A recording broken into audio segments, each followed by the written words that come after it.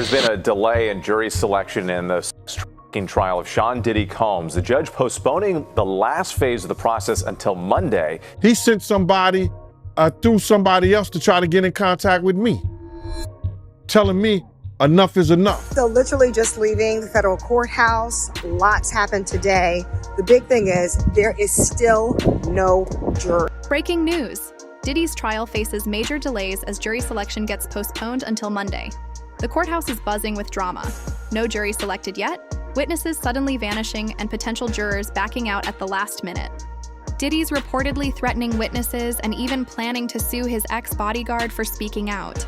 Cassie is scheduled to testify this week, but sources say she might need witness protection. Where did victim number 3 disappear to? And why are jurors too scared to speak against the music mogul? Let's dive into this explosive situation. With the selection of a jury in the Sean Diddy Combs case almost complete, prosecutors are preparing for opening arguments on Monday. But they admit there's a snag. One of their key witnesses against the rapper appears to have gone missing. This comes as we learn that Combs' ex-girlfriend, who was seen on video being assaulted by the rapper, is pregnant. Here's Les Trent. Is a key witness in the Sean Diddy Combs trial backing out? Victim number 3, as she's called, was set to testify against the music mogul. The name of victim number 3 was going to be revealed when she took the stand, but the woman has apparently gone missing, and prosecutors say they've been unable to reach her. People just get nervous, and this person could just be nervous and just has had second thoughts. If the prosecutor can't find this witness, how might it affect the case? Look, I don't think it's going to have a tremendous effect. The prosecution is going to call a number of alleged victims. So look, this is just one less. Someone else is also getting cold feet. A juror sent an email to the judge asking to be removed from the panel for issues of personal well-being. Shocking development. Prosecutors just revealed that victim 3 has completely vanished, and rumors are swirling that Diddy might be behind her mysterious disappearance. This fits his pattern of targeting anyone who speaks against him. Remember, he was caught repeatedly trying to intimidate witnesses from his jail cell. The music mogul's intimidation tactics seem to be working as key witnesses suddenly go silent. I mean, on the surface, if the prosecutor's claims are true, this seems like pretty much textbook witness tampering, right? I mean, it appears to be an effort to either, in some cases, intimidate witnesses from testifying against him, or there have been other reports of sort of inducing people to make statements in his defense. There was some allegation that in one instance this was a statement that he, in essence, dictated or drafted with a woman who made a statement that was attempting to rebut one of the accusers, I believe, in a civil case against him. I mean, witness tampering is bad. The things that Sean Combs is accused of are terrible. He pleads his innocence. The justice system will presumably work its way through. It is likely that there is some underlying truth to at least some of the allegations. There might be a lot of underlying truth to a lot of the allegations. There's probably some bandwagoning going on. We spoke to an attorney who's for one of the alleged victims of Diddy a few weeks ago. I believe Amber Nomiki and I did, and they said they had calls, they had information, they had people, hundreds of them, come forward. They're not going to represent all of them. They're, which ones have evidence that can be compelling. What are the best cases to bring that? I also saw a story in the New York Post. This is from a week ago about Diddy stuff that I wanted to read the headline of.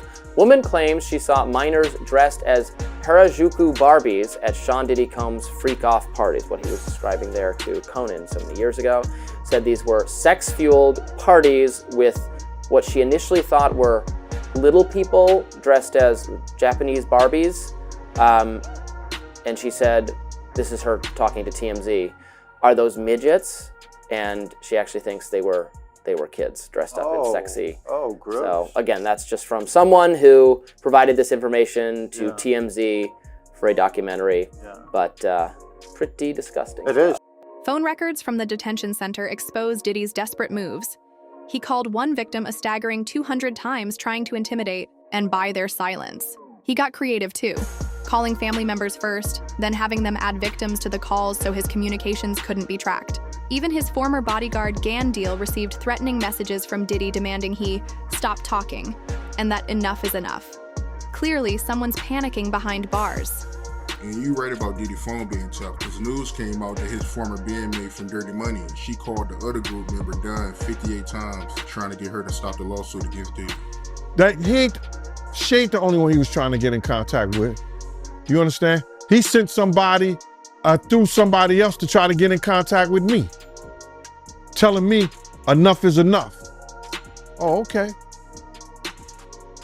You tell Big Mama that enough is enough. You can't tell Wolf Mama enough is enough. You tell D Ferg Mama enough is enough. You understand? You tell all those people who supported you and they survivors, enough is enough. You didn't tell me about that. So he tried to get somebody to reach out to you? Now I got a phone call from Kirk Burroughs. And Kirk Burroughs, and I ain't gonna even get this guy no play. Not Kirk Burroughs, but one of the Puff dudes that I know that's real close to him said, Kirk told me, yo, he wanna reach out to you, Gene. He wanna speak to you. I said, speak to me for what? What do you want to speak to me for? If he's trying to speak to me, it's for Puff. Point blank. I know the dude. I know how close he is to Puff. He's been with Puff from day one. So he ain't got nothing to say to me, bro. But Kirk Burroughs did say to me that the dude said enough is enough. When do it becomes enough? This is relayed to me by Kirk Burroughs. This guy is like this with Diddy. You seen him on Drink Champs with him. You see him walking the streets in Miami with him, the whole 9 yards. So I'm saying to him, what does he want to talk to me for? He ain't got nothing to say to me. He said, yo, Gene, he said enough is enough. You know what I'm saying? Enough is enough to what? And I told Kirk Burroughs, I said, yo, if he want to, I said, he don't want to talk to me for himself. He want to talk to me for Diddy. And I ain't got nothing to say to him. He ain't said enough is enough to Wolf Mother when he cursed her out and told her all kinds of shit. Did he say enough is enough to Big's mother? What do you mean enough is enough? And that's how that conversation went. How did you feel about it after you were done? I felt that, like, cause they must have got at Kirk Burroughs, cause Kirk called me with the bullshit.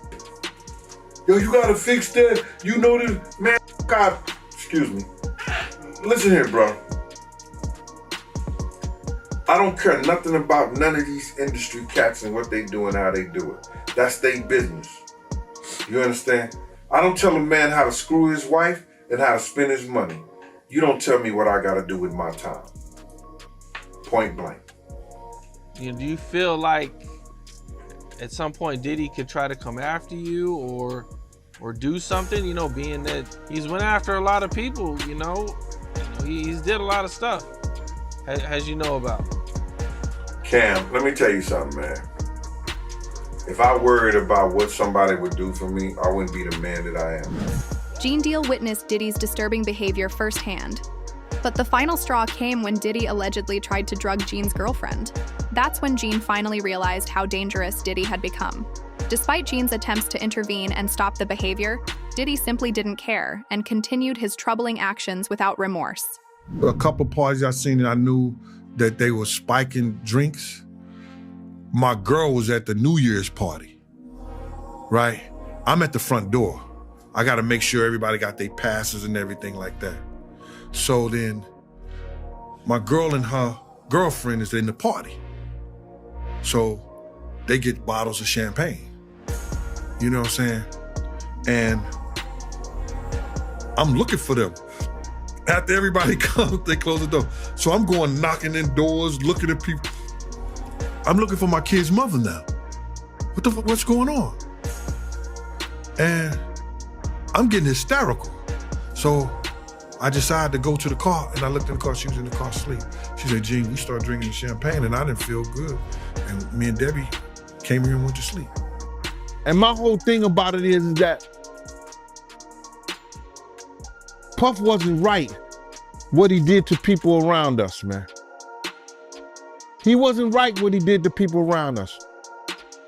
Him being hard-headed, not listening, and not telling the truth and constantly lying cost a lot of people their lives, man. It cost a lot of people their lives. I want him to understand. When I told him, if we don't do something to these doors, people gonna die tonight. And forget, and I wanna say F what other people say, everybody know I told him that. Our whole crew know I told him that. From Slick to Nord, Bunny, Big Boy, Eddie, all the people that was with us that night, know I told them that. 9 people end up dead. Want to know why Gene Deal can spill all of Diddy's secrets? He's the only team member who never signed a confidentiality agreement. Diddy forced everyone at his private gatherings to sign strict NDAs, preventing them from speaking out. Even more disturbing, women working for Diddy and Bad Boy Entertainment were allegedly being offered to other music executives as part of business dealings. Music industry's darkest secrets are finally coming to light. And I know you ain't signing. I know you ain't signing an NDA, clearly. But did Diddy make his artists sign NDAs and people that work for him? Well, a lot of these rappers, a lot of these industry people, anybody who does business nowadays with the internet, they have NDAs, non-disclosure.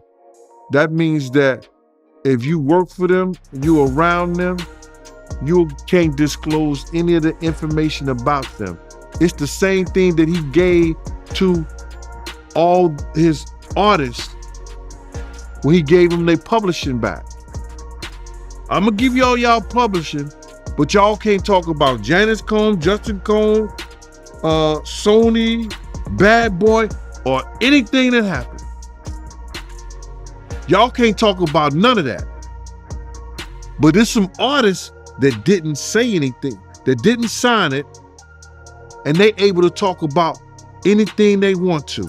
Diddy's getting desperate as jury selection nears completion. He knows he can't escape this time and has allegedly turned to intimidation tactics. Here's the bombshell. Bigger celebrities than Diddy are involved. And if he goes down, he's taking them. With him, potential jurors received a list of celebrity names not even mentioned in the lawsuit. The bombshells are prosecutors planning to drop during the trial. The entertainment world is holding its breath. Why Michael B. Jordan, Kanye West, and more celebrities were name-dropped at Sean Diddy Combs' trial. As jury selection in the mogul's sex trafficking trial got underway May 5th in New York, NBC News reports prospective jurors were shown a list of more than 100 names of people and places that may be referenced during the trial, including actors Michael B. Jordan, Mike Myers, and rapper Kanye West. While the aforementioned celebrities are not implicated in the case, the potential jurors were asked whether they knew any of the names listed and whether it would impact their ability to be impartial, per the outlet. Attorneys did not share an explanation for the list. The names of women who have taken legal action against Combs were also on the list, including his ex-girlfriend Cassie Ventura, whose November 2023 sexual abuse lawsuit against the rapper was settled one day after it was filed. Danny DeCane alum Don Richard, who accused Combs of sexual assault in a lawsuit filed in September, was also listed. Combs has denied any wrongdoing in both cases. The candidates are being asked about their own connections to or impressions of an array of celebrities, and with no explanation why, at least not yet. The parlor games have begun, my friends. Everybody is trying to connect the dots between the shiny, famous names and the beleaguered rap star Diddy and the charges. Just today, the name Robert Downey Jr. came up in court. When a prospective juror said that he knew a Robert Downey in high school, it was kind of funny. But Robert Downey, the actor, and Diddy apparently do know each other and have been seen together in public. But Robert Downey Jr. reportedly never attended Diddy's parties. So if he does figure into this trial somehow, it's going to be a lot of news to a lot of us. Mike Myers, another favorite Canadian, favorite actor, favorite comedian. He is on the jury question list as well. And that too is a tongue-wagging mystery. While some celebrities are being named in court, others are quietly distancing themselves from the spotlight, terrified of the coming backlash.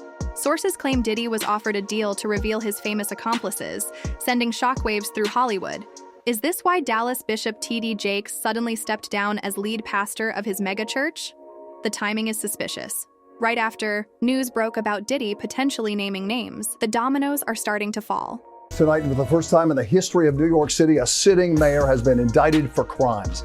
ABC News reporting that Mayor Eric Adams has been indicted by a federal grand jury. We do not know yet the exact charges. Federal authorities have been investigating Adams and members of his staff, issuing subpoenas for documents and cell phones. Several members of administration have resigned, some of them also friends of Mayor Adams. Again, Eric Adams, the 110th mayor of New York, has been indicted by a federal grand jury. We'll have the latest online and tonight on Eyewitness News at 11. This was a shock to many in the religious community. Bishop T.D. Jakes has been a spiritual advisor to presidents and a religious voice to thousands. Now he says it's time to pass the baton to a new generation. This is a beautiful moment for me. From the pulpit Sunday, Bishop T.D. Jakes announced that he was stepping down from leadership at the Potter's House, the Dallas megachurch he founded in 1996 and has led ever since. I cannot afford, especially after November, to risk something happening to me and you be sheep without a shepherd. This is video from the service Jakes is referencing in November. It wasn't until months after his medical incident that he confirmed to the public he had a heart attack. Now, 5 months later, he told his congregation he had been preparing his daughter, Pastor Sarah Jakes Roberts, and his son-in-law, Pastor Torrey Roberts, to take the lead. The trial is officially on hold as witness safety becomes a serious concern. Jury selection has been paused as the court realizes witnesses need federal protection from Diddy's powerful friends. The intimidation campaign appears to be working as more people connected to the case mysteriously back out or disappear. This is no ordinary trial. Witnesses fear for their lives. So literally just leaving the federal courthouse, lots happened today. The big thing is there is still no jury. They're so concerned about jurors backing out over the weekend once they find out that they're actually on the jury, that they're going to bring 43 of them back on Monday morning. They're going to strike them and then go right into opening statements.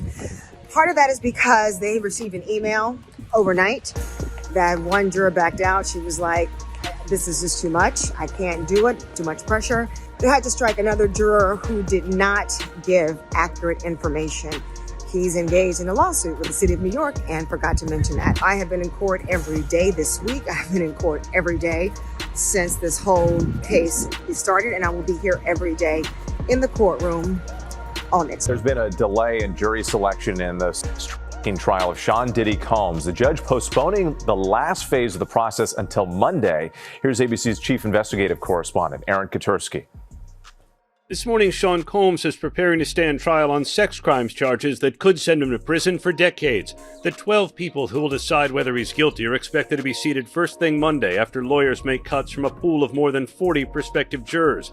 The judge initially wanted to do that on Friday, but changed his mind out of fear that jurors, if they had the weekend to think about it, would get cold feet. Once the jury is sworn, attorneys will deliver opening statements and the first witnesses will testify. Among them, Combs' ex-girlfriend Cassie Ventura, one of the women federal prosecutors say was coerced into drugged-up sex marathons known as freak-off.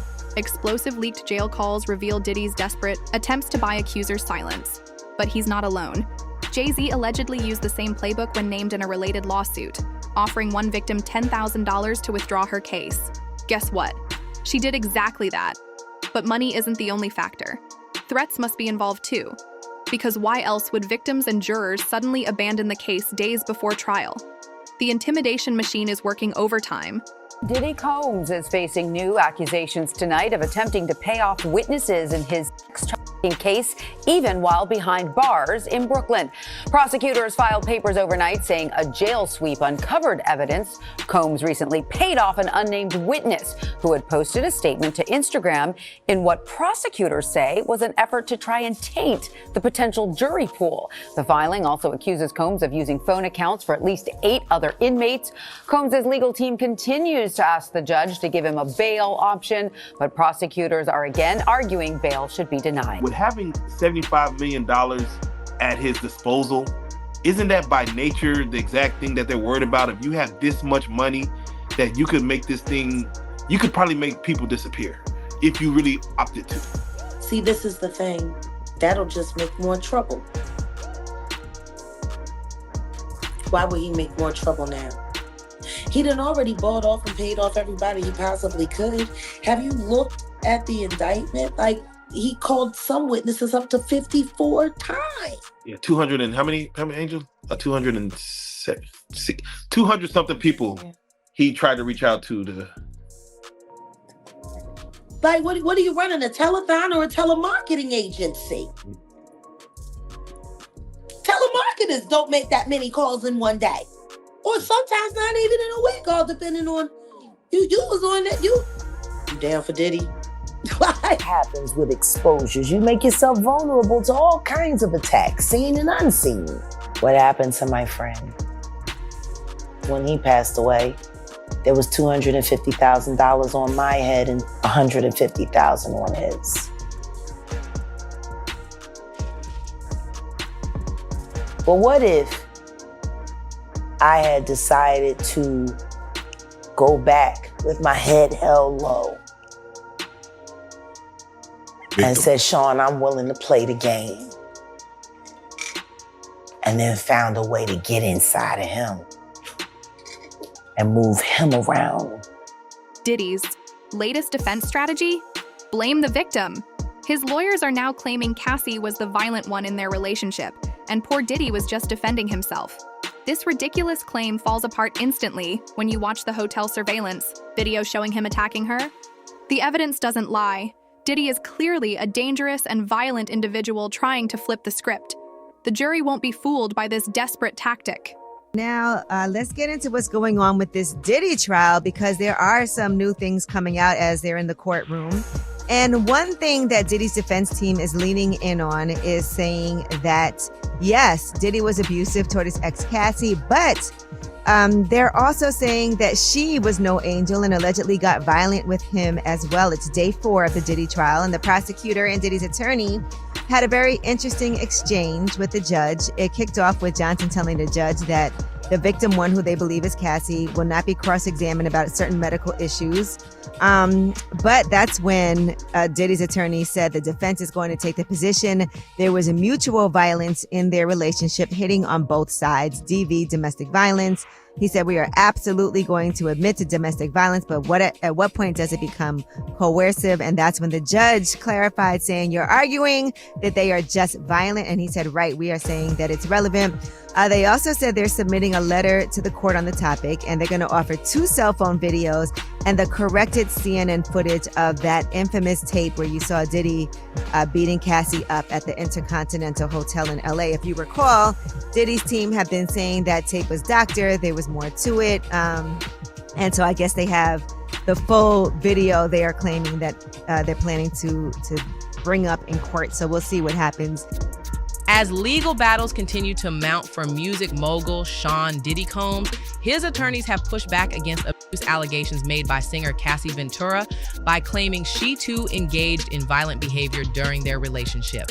In newly surfaced legal responses, Diddy's team argues that the narrative of him being the sole aggressor is one-sided, and they intend to present evidence suggesting mutual volatility. The claims come amid growing scrutiny over Diddy's past conduct, including federal investigations and multiple lawsuits. All signs point to Diddy's guilt as he desperately tries to lie his way out of prison. Even his own lawyers are jumping ship. The prestigious firm that represented him for over 20 years dropped him as a client. They recognize Diddy as a major liability after seeing the mountain of evidence against him. These legal experts knew right away, this case is completely unwinnable. When your own lawyers abandon you, you know you're in serious trouble. Diddy Combs' legal team is getting a little smaller. As the rap mogul's defense team prepares for his May trial on sex trafficking charges, his attorney Anthony Rico respectfully but regrettably requested to be dismissed from his role, according to documents obtained by NBC News. Rico, who is one of 6 attorneys on the case, requested in the February 21st filing to withdraw as representation because, quote, under no circumstances can I continue to effectively serve as counsel for Sean Combs, consistent with the ABA standards for criminal justice. The motion continues, quote, while I'm aware that the local rule requires that an application for withdrawal of counsel is supported and granted only upon a showing by affidavit or otherwise of satisfactory reasons for withdrawal, there are sufficient reasons related to the protections afforded by the attorney-client privilege for brevity in my application for withdrawal as counsel in this case. So the high-powered law firm of Grubman, Shire, Salas, and Sachs has dropped Combs as a client. Now, this is the firm of Alan Grubman, who is a very prominent entertainment lawyer that represents some very big names. The Weeknd, Madonna, Chris Brown, Paul Simon, Usher, Bruce Springsteen. In fact, by the way, Alan Grubman was inducted into the Rock and Roll Hall of Fame. He actually helped found that back in the 1980s. So gives you an idea about how big of a powerhouse this firm is. Now let's go back to Sean Combs. So the rumor circulating is that this firm did this because singer and actress Lady Gaga had threatened to leave the firm unless they parted ways with Combs. This is according to reporting by News Nation. And it's a big deal because the rapper and producer had apparently been with Grubman's firm for over 20 years. He was friends with Alan Grubman by all accounts. Diddy's panicking and scrambling to hide evidence. His legal team is now challenging the search warrants used at his Los Angeles and Miami mansions, claiming they were unconstitutional. They're desperately arguing that the warrant applications were too broad and everything seized should be thrown out of court. This last-ditch effort shows just how damaging the evidence must be. What exactly did federal agents find that has Diddy so terrified? Sean Diddy Combs, looking to suppress evidence in his federal trial. Senior investigative correspondent Aaron Katersky is back with the story. Good morning again, Aaron. And to you, Michael. You'll remember federal agents from Homeland Security Investigations were hardly shy when they raided Sean Combs' opulent homes in Los Angeles and Miami, guns drawn. The jailed music mogul now argues those searches and other searches of his iCloud accounts, electronic devices, and New York City hotel room following his arrest were unconstitutional. His lawyers argue evidence obtained through those searches must be suppressed. Diddy's lawyers say the government presented a grossly distorted picture of reality when applying for the search warrants, omitting certain facts and including salacious details from an unnamed producer that were never credible. Combs has pleaded not guilty to racketeering conspiracies, trafficking, and prostitution charges. The defense is also arguing here his ex-girlfriend, Cassie Ventura, was a willing participant in drug-fueled sex performances called freak-offs, not coerced as prosecutors allege. This latest challenge to his case comes 3 months before trial, and as Combs loses one of his attorneys, Anthony Rico says under no circumstances can he continue to represent Combs. He offered no details about that decision, Robin. Okay. From damaging recordings to intimidated witnesses and a crumbling legal defense, Diddy is fighting desperately to bury the truth. But with worldwide attention and more celebrities getting dragged into the spotlight daily, the question isn't whether his empire will collapse, it's who's going down with him. Don't forget to like, comment, and subscribe for more updates, because this explosive scandal is just getting started. The Hollywood House of Cards is finally tumbling down.